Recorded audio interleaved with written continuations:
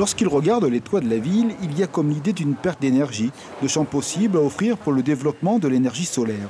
Ces entrepreneurs regroupés en force d'interpellation font leur compte. Le soleil, c'est un double bonus, de l'énergie propre et une baisse de coûts. Tout ceci crée un contexte favorable à une montée en puissance. Ça commence un peu à rentrer dans la culture des gens parce que l'énergie augmente sans cesse, les coûts de l'électricité augmentent, donc les gens cherchent des économies à faire et l'énergie est une source d'économie, surtout en posant des panneaux solaires. Une économie importante ? Ah oui, très importante, parce que là, pendant toute la journée, toute l'économie, enfin tout ce qu'on peut consommer est reprise par le photovoltaïque, donc c'est quasiment 50 à 60% de notre consommation énergétique.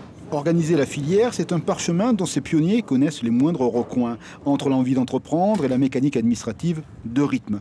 L'arrivée du code de l'énergie, une bonne chose, mais il y a des aspects qui fâchent. Le coût de rachat du kilowattheure et le dimensionnement des réseaux. Toutefois, l'oreille politique semble plus à l'écoute des doléances. On aimerait bien que les messages passent de façon plus rapide et qu'on soit écouté, entendu ou sollicité lorsqu'ils font de la politique. Mais clairement, oui, il y a sans doute plus de réactivité de leur part qui est attendu de notre part. Par exemple, sur le renforcement de la ligne de transport, la ligne de transport TEP qui est aujourd'hui un peu insuffisante. Donc c'est des choses qu'on demande aux autorités, mais on a vraiment peur du délai entre la demande et puis le lancement de ces opérations-là. La crise du Covid et la désorganisation des marchés mondiaux soulignent l'importance de l'autonomie en ressources et la demande citoyenne d'une nature plus apaisée et de développement durable rejoint l'agenda politique. Ici, le cap pour 2030, c'est le mix énergétique, 50% d'énergie propre, un contrat d'avenir pour les enfants du Fénois.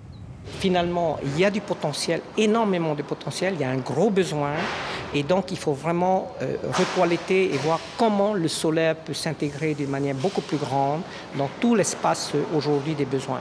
On est certain que c'est la technologie la plus rapide à mettre en place. En un an, on peut multiplier par 2 les surfaces de solaire ici.